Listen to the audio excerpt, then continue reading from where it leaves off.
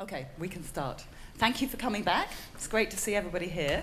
I'm very pleased to be able to welcome some extraordinarily experienced guests to form the panel discussion this afternoon, on the idea of the public institution, what that might mean here and now, both in Istanbul and globally. I think this will be a very interesting discussion given the debate that we had this morning on what the public actually is right now. I'm going to introduce them, but before I do, I will tell you a little bit about the form of the discussion today. So we've asked each of our guests, panelists today, to talk for 10 minutes, which they will do at the podium, and then we will have a discussion between them and with all of us after that, in which we will talk about the things they've said, but also maybe bring back some questions from this morning, because I know there are a number of people that wanted to ask questions this morning that didn't get round to it. So we have lots of time this afternoon. We have until 4 o'clock in this room, or just before 4 o'clock. So we have a good length of time to have a really good debate this afternoon, which I'm very pleased about. So I'd like to introduce the panel. Vasif Kortan, who is the head director of research and program at SALT in Istanbul. Many of you will be familiar with Vasif and the institutions that he runs. Barnabas Benchik, who is an independent curator based in Budapest and was the former director of the Ludwig Museum. Maria Lind, who is the director of Tjänster Konstnärliga in Stockholm. And Kuba Schroeder, who is an independent curator working between London and Warsaw, who is also working academically as a researcher in contemporary art. Welcome to you all. Thank you very much for coming. Vasif, I'd like to ask you to start, if that's okay. Totally. Yeah? Maybe we need some light on the podium. Oh, great. Okay, thanks, Andrea. I'm sorry for not being able to be here in the morning because we also have a thing going on at SALT, and I just came out, and I'll have to go back there after the talk. So if I don't quite fit with the thread of the conversation, I should apologize in advance of that. And what was the topic? What was the brief? Public institution, private capital. Let me just reread the brief very quickly. Increasingly, the institutions that support artists and exhibit their work are reliant on private sponsorship. How do these changing funding conditions impact not only on the conditions of artistic production, but also on the institutions in which contemporary art is exhibited and disseminated? How does sponsorship or collaboration with various forms of patronage, from collector circles to auction houses, affect the ways in which art is made public? Can art institutions still aim at public interest while funded by private companies? Does this lead to a corporate split in programming?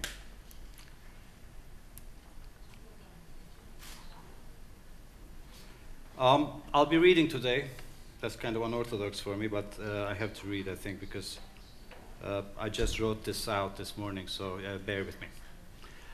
So the question for all of us most likely is not solely private sponsorship or corporate sponsorship or various forms of collusion between the cultural actors and the finance classes.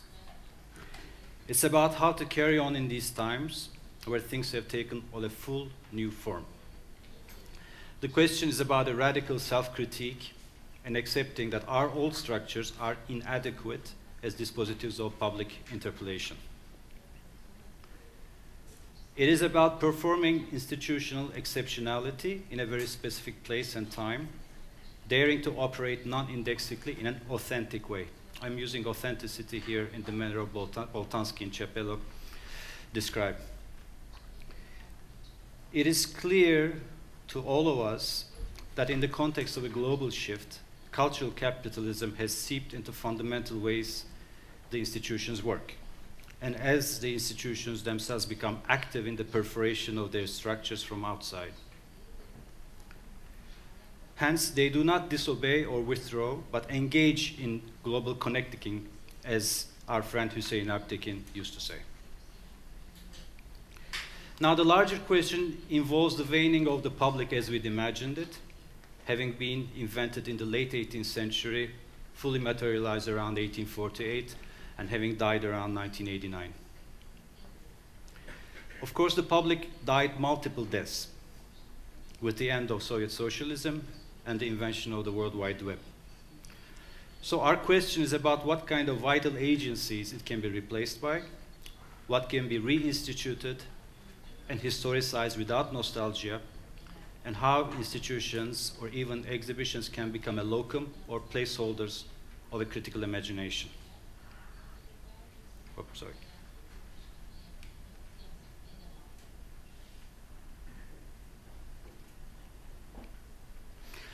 So I'd like to ask the question again, who if not us? What if not institutions? In a managerial culture institution, audiences remain mostly unnamed. They're a shapeless multitude, only to be measured in terms of visitor figures, customer satisfaction, and a press coverage that is no doubt proximity to the institution or hedges its bets on it. It may be that there is no such thing as an audience, because it does not have a voice. It is without speech. So we need to recognize a role for the society as the real agent of art and culture, and to become a suitable space for the discussion of new forms of institutional representation and participation. As an institution, we participate in a process relating the critical imagination of art within the wider crisis of the notion of institution, citizenship, and democracy. It is obvious that institutions cannot forever drift out beyond their frontiers or act as calcified countercurrents. And we cannot claim to locate ourselves at the position of the oppressed and the exploited, but we can certainly imagine critically and tense up the spaces we operate in, bring tension into the spaces we operate in. The idea is to promote transparency and horizontal collaboration with other social agents, which share with the institution the competence, the responsibility in the definition of cultural projects, and to transcend the bureaucratic, self-referential structure of cultural institutions. We reject traditional notions of heritage as defined in terms of exclusiveness, closure, and property, and as managed and preserved by state museums. We also work against the privatization of archives and consequently privatization of the past. We claim for a shared heritage defined in terms of commonality and universality. Some of the critique is understandable, and I would accept that the question that the art system and consequently the market assimilates and integrates social criticism as it occurs. Critique may run the risk of becoming a desired community and subsumed by institutionality. Hence the question, which agency has the right to critique, is both valid and at the same time absurd. Consequently, criticism may become absurd. I would rather see that the institutions operate with a level of awareness, where they are not only in operation, but are also in the backseat, looking at their operation, as well as looking at the people looking at their operation. It is not without this triple caveat that we can go through these days, which is about being present in the contemporary.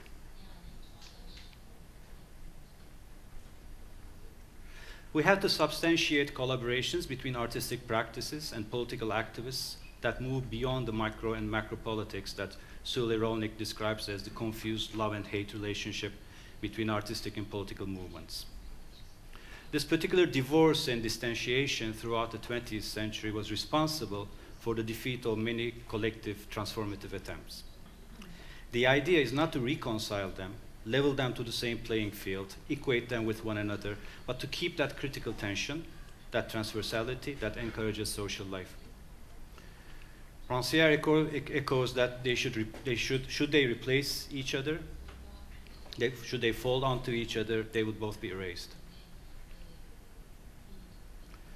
Art in its institutions have the power to question their own specific systems, as well as the formal situation, as well as the formal structure of institutions at large, and become platforms for the discussion of a renewed social contract.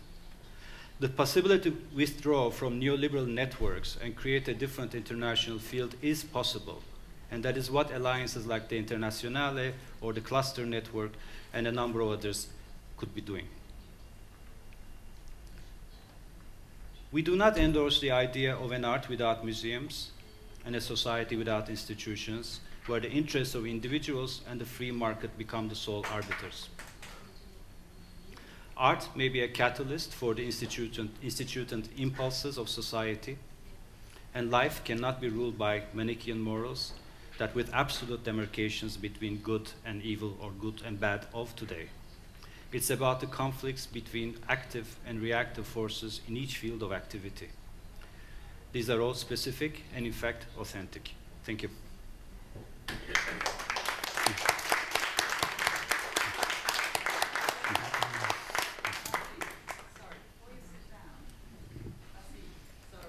Okay. I'm up. Could you just, to clarify, oh, you can do it sitting down. You're allowed to sit down. All right. Could you just very quickly describe the Internationale and the cluster, because for people that don't know what you're referring to there? Internationale is a network of museums now based in Europe, ranging from Reina Sofia, Muka, Makba, us, Moderna Galleria in Slovenia. And there's another network around it. That's a support network of academic institutions and smaller spaces and writers and so on and so forth. The most fundamental idea of the institution is to provide another alternative to homogenizing institutions and also certain institutions or institutional drive in the centers that tend to occupy the cultural sphere in ways that we do not prefer it to be occupied. Great, thank you very much. Cluster network is a different operation. It's, let's say, it's not so global, but it's Europe and maybe Israel at the moment. Yes, which is a network of institutions in second cities. May I say, or third cities. Or suburban residential areas. Yeah, suburban residential areas. That's, you basically, either or behind these two, instead of kind of huge international operations like the ones we know of CIMAM and others, these new networks are actually ground-to-ground, horizontal networks. They're very focused on particular issues. And we cannot be alone in this world at this moment. That's the fundamental thing, that you cannot be alone with your problems. There's no way to operate by being alone with your problems at this moment. Yeah, thanks. Thank you. Barnabas.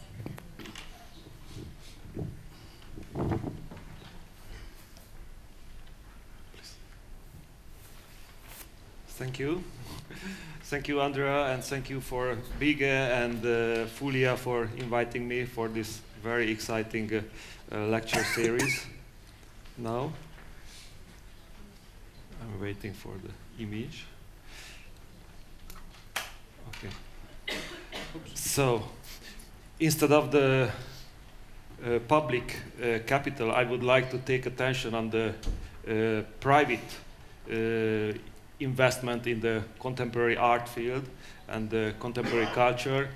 So I made a quick short overview on some issues in the Hungarian scene, failure analysis, or how to avoid to do it again. So it's 4 case studies very quickly about 4 projects which were initiated by a private person in a very different scale, as you will see, private corporation and private investors. So the first in chronological, MEO, Contemporary Art Collection Budapest. It was initiated at the beginning of 2001, and it existed to 2003.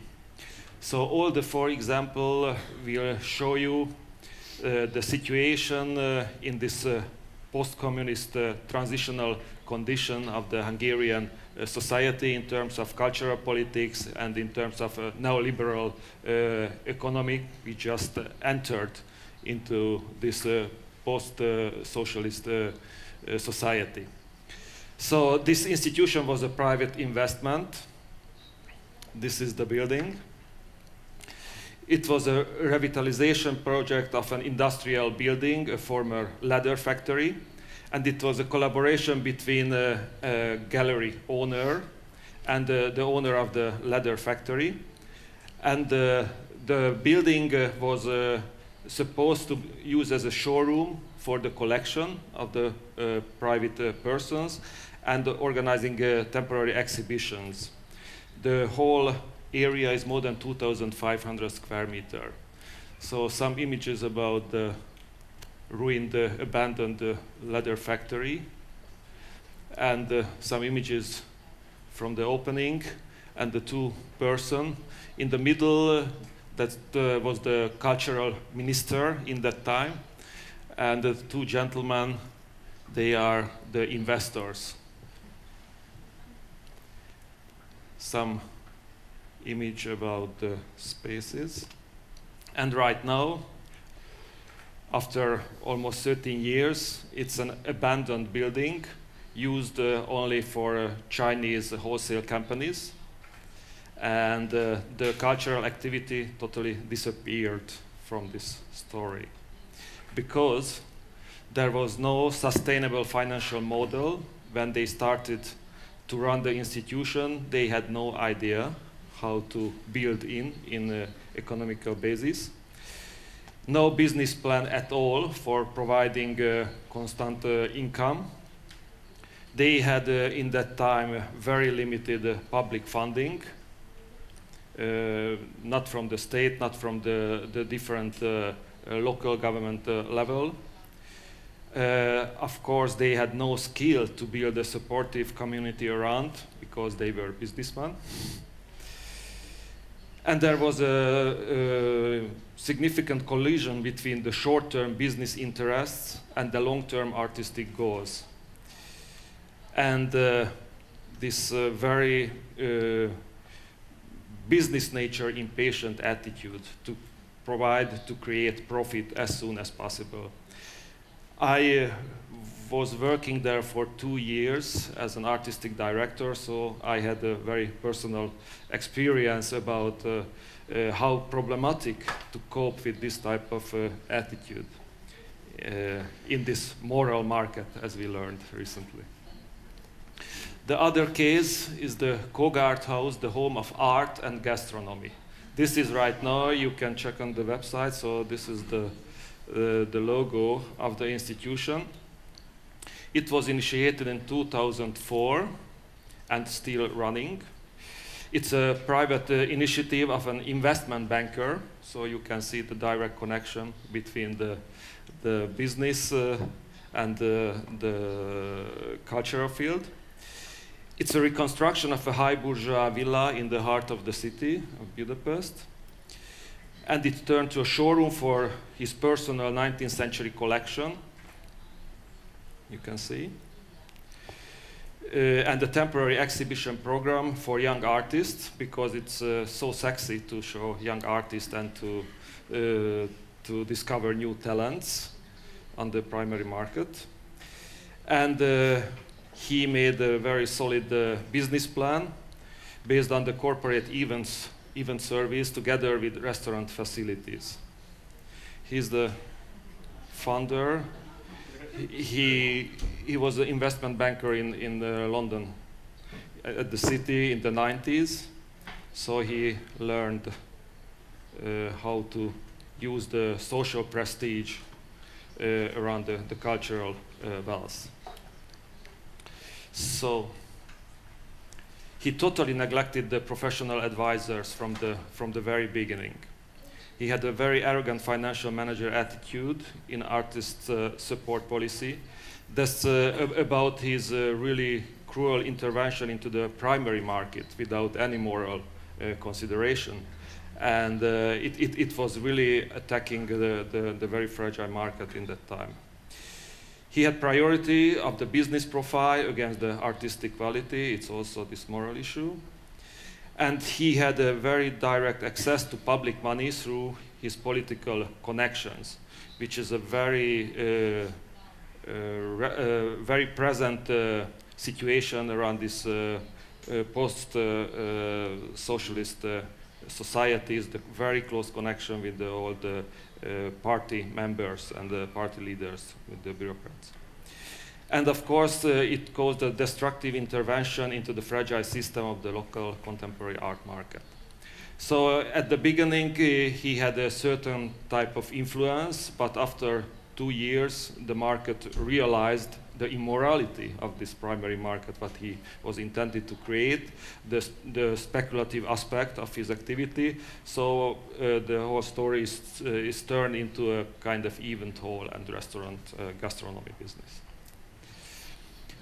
There is another case in a countryside called MODEM, Center for Modern and Contemporary Arts, Debrecen.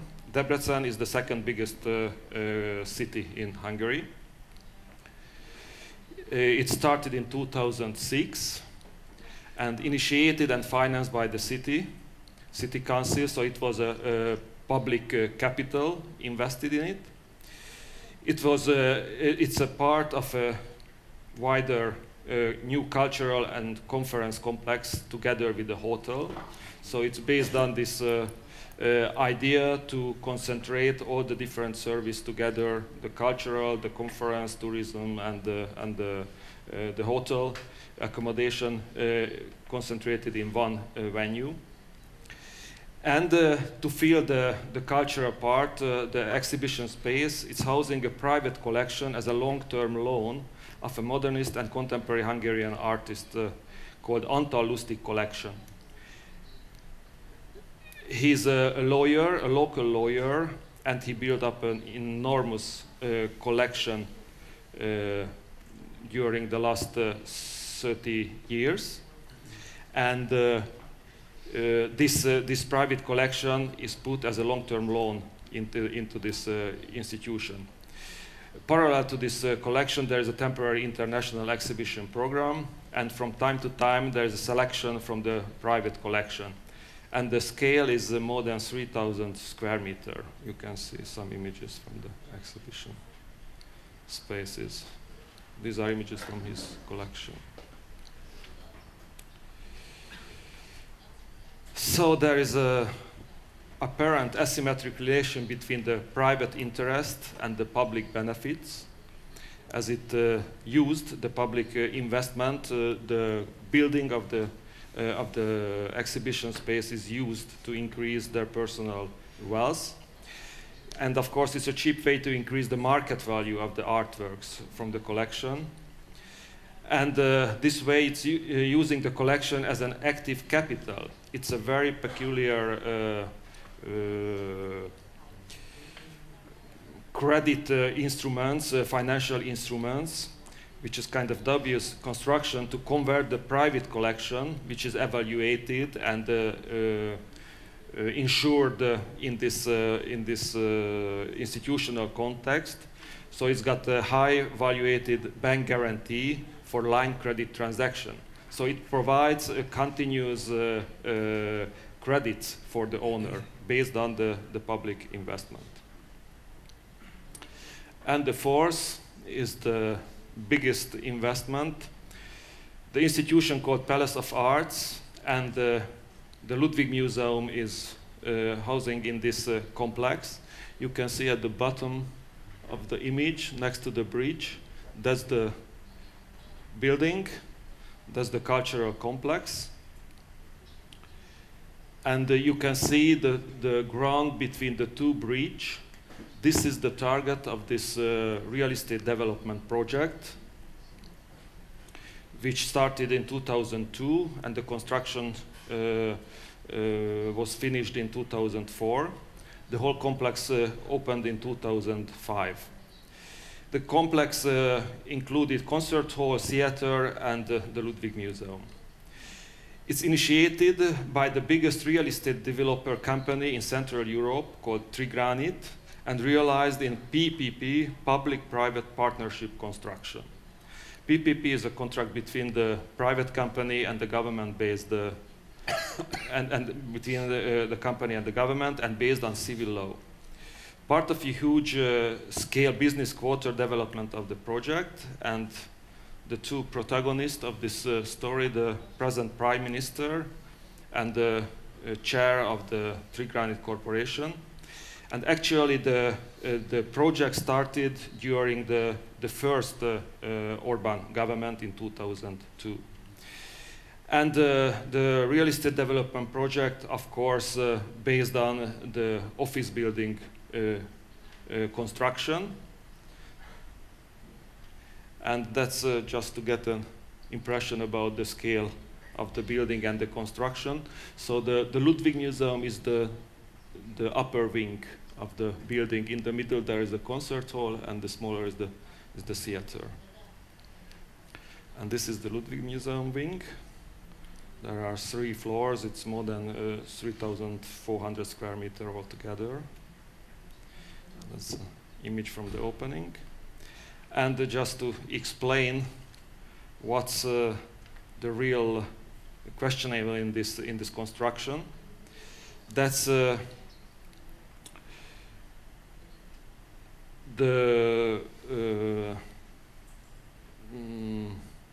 figure about in 30 years perspective, how much money the public will spend on this private initiated investment. It means that from 2005 up to 2035, the Hungarian state will spend every year almost 8 billion Hungarian forints, which is equal around 27 million euro. And it's a kind of very sophisticated algorithm how to pay it back to the investors in this 30 years perspective. So the private interest of the developer obviously dominated the PPP construction at the expense of the public benefits. That's the most warning in general. There is an asymmetric position. The PPP construction, as based on the civil law, is a strong legal tool to ensure the investor's interest against the public interest. This contract is more than 220 pages, and the sophisticated structure of the construction is almost it makes it almost impossible to change in the details. So there is a financial inflexibility because of this. The unalterable conditions in the contract and the long-term duration of the PPP construction exclude the flexibility, especially it's very dramatic in the case of the crisis right now we are facing. And this disproportionate net yield, which is the main business target in this construction, the developer has invested 31 billion Hungarian forints and will get back more than 7-fold at the end of this repayment, this 30 years in progress. The distortion impact, the enormous amount spent every year on this PPP construction, the refund distracts financial state sources from the rest of the cultural institution. That's why, especially we are suffering, or we had suffered the last 5 years as the museum, because this term was fixed and it was not possible to increase the refund amount every year. But the state-run institution got a very huge budget cut, of course, because they were state-run. So these are the disadvantages of this construction. And to finish it with a more optimistic end, I would like to show you the piece of István Csákány, Ghost Keeping. Probably it seems familiar for you from the documenta. This is a result of a joint effort of more than 20 Hungarian private collectors who put together the budget to realize to produce this work before the manifest before the documenta, because of course the documenta didn't provide the budget for this individual artist, but the local collectors provided it, so it's finally realized, and right now it's shown in the Ludwig Museum. So thank you for your attention. Right. Okay. So of course, thanks for inviting me, and thanks also for the super interesting discussions and presentations in a kind of like, let's say, more morning session. Especially interesting because they said the initial question of public capital in a sort of like wider political and moral economies of the art scenes. So ask the question how the art scenes or art worlds are sustained, and this is a question in which I am also interested in. And my point is actually, or my kind of like initial point is to take a look at the kind of like notion of public capital, not from the position of cartel or from a speculative art market, but rather, let's say, from below, or from the position of producers. It might seem naive, but I think that this notion of a kind of like self-contained value production, which is actually let's say self-contained in a sense that you have a cartel of institutions and galleries, and they produce a value, is nothing more than actually the discussion about how to attach price tags. And there is a very big misunderstanding between a price tag and value. And I think that this is something that we should try to avoid for very particular reasons, because it has kind of certain type of political consequences. First of all, if we actually identify price tags with values, we exclude from the value production everybody who is actually producing them. Then it's only about variables and about certain types of valorizations. We actually do not have any relation between either financial speculation circles and or like artistic speculation circles and people who are living in them. And I think it's very important to break down this kind of problem without, of course, recurring to the old kind of like labor theory of value, in which you have kind of like valorization which happens in an industry of the kind of like labor of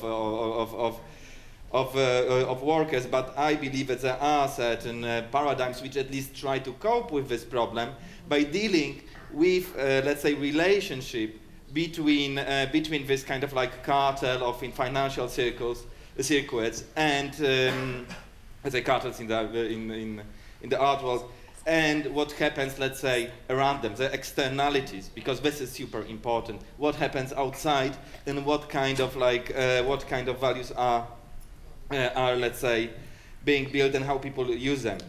So I'm thinking about public capital as sort of like unpaid gifts of sociality, like social energy that, in my opinion, is inevitable as producing a kind of like, let's say, setting in which different type of art scenes or art institutions, private galleries, collectors, and individual artists do actually fluctuate, and the values are, or like, do they do work there, or they do functions there, and the values are created. If we think about all these things that are created without the relation to this, let's say, to the art scene, because it's about the question about art scene or art world.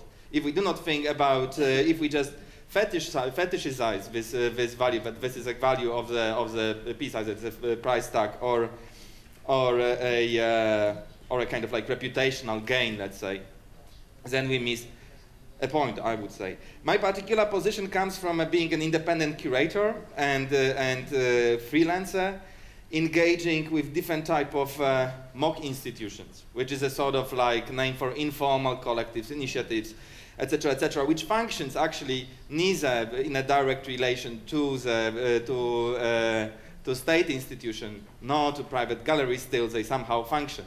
Of course, what we do from the position of the market possibly is valueless. I mean, it doesn't matter in a sense that we just produce things that are not important from a position of price tags, or are maybe important only in this respect that they sustain certain type of illusion that art has any kind of other values than a price tag, which is actually fundamental for valorizations, as you said, fundamental for valorizations as in the art market.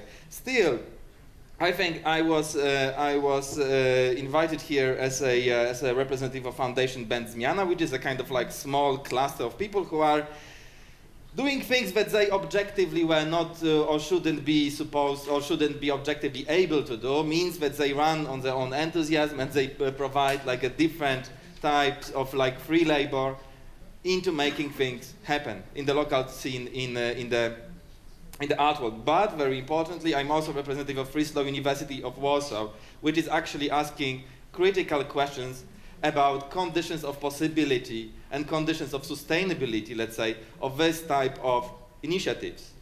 And of course, we are living in a reality, in the realities of kind of like late capitalism, in which we are exposed to the cruel economy of the arts, we are exposed to rising living costs, we are exposed to let's say, a lack of income, we are exposed to reputational hierarchies of art networks, we are exposed to grant systems in which cultural production is compartmented in projects in which we are all precarious, mobile, in which we engage in a certain type of cooperative competition to actually gain reputation so that we can partake in, let's say, zipping of value from, or like getting money actually, from this different type of cartel economies, let's say. But the point is that to run this kind of initiative, what really happens that it can operate is that there is enormous amount of different type of labor which are quite frequently not remunerated, and neither they are actually quite frequently visible, which makes all these things possible, or which makes all these things possible to happen. And it is not only the matter of a kind of like small institution in which we are, of course, based on an enthusiasm, but I would say that this is a situation in which majority of art institutions do operate.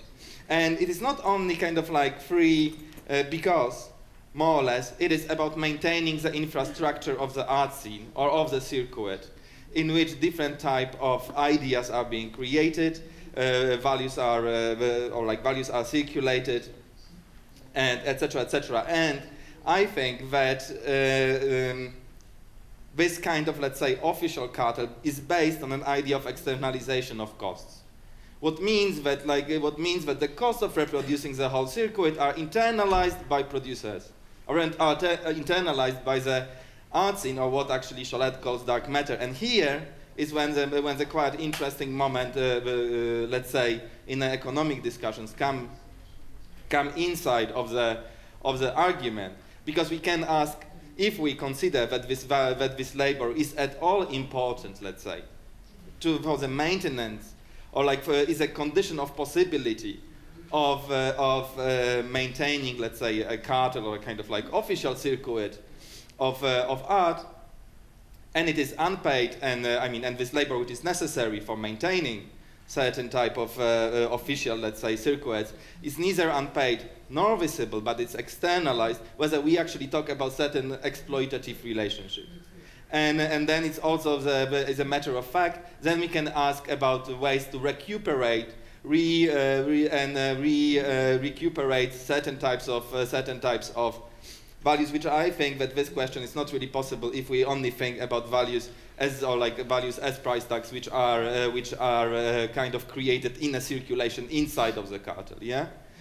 And very important, it's not only free labor of artists, because of course, like content producers are quite frequently not paid or unpaid in terms of their relation to public art institutions, or like generally to the institutions.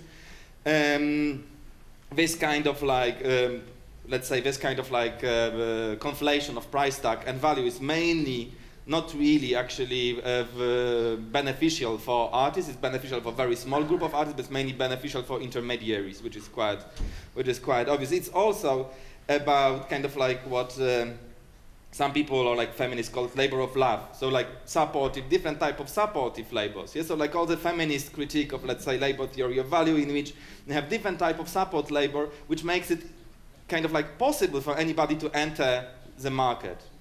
Yeah, so you need somebody who will, it's not only about making household work, but also about providing emotional support, etc., etc. Then you have this kind of like, let's say, labor of attention, or like of people, of publics or audiences who actually come, listen, and somehow provide what is quite important for this kind of like, in this kind of circuits, let's say, based on cartelization. What is important is the question of how to ground the speculative value. It's both important for financial market, and it's important for this cartel, yeah? Because you have this kind of like notion that the tea becomes sweeter just by stirring it around, yeah? So this is a kind of thing that if you think about capital which grows just by circulating, you end up just stirring the tea without putting more sugar. But the point is how to actually, what is a kind of like reality check, let's say, of this kind of financialization of all this kind of abstract values, yeah? Who actually makes it, who actually really reconfirms that something is valuable, except a closed group of, let's say, insiders or this cartel. Usually it happens because people do flock into different type of events, yeah? So it must be valuable because people like to watch it. Or like it must be valuable because people like to buy it. This kind of thing, yeah? So it is very important as a kind of like anchoring the values which are otherwise abstractly speculative into a kind of daily reality of art scenes, let's say, yeah?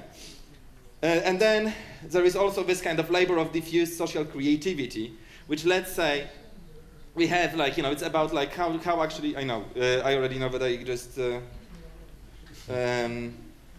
yeah. It's like the last type of labor that I'm going to talk about, and that's it. But there is this labor of diffuse social creativity in which even if content, I do not believe that contents do not matter at all. I think that they do have different matters, they do have different kind of like, that the symbolic value, let's say, of art pieces is not completely and absolutely dispatched, let's say, from different type of critical valorizations, which come also through, let's say, acknowledgement of critical circuits, which come through like different type of discussions, etc., etc. Of course, it's not conflated, but there is some sort of relation. And actually, for me, as a person involved in art, and not really involved in this moral economy of cartel, at least I do not identify myself as, I mean, though, okay. Well. Not to be too naive, all right. Not to be too romantic. Let's not get into it now. Anyway, there is this kind of like notion that we are like interconnected in a sense that like different trends and ideas do flow, and different type of art trends or like ideas about how to produce things are actually quite diffused. And then you have like today, like in these presentations, I could name maybe 4 or 5 other pieces which were created quite somewhere else, let's say, which were following very similar routes in terms of how they were done. But we are still sticking to the idea of individual attribution, which is what means that we have to identify individual authors, and this production of the individual author is still fundamental for any kind of valorization which happens in a cartel. And there is this relation between, let's say, diffuse social creativity and this kind of type, I would say, appropriatory thing. Right.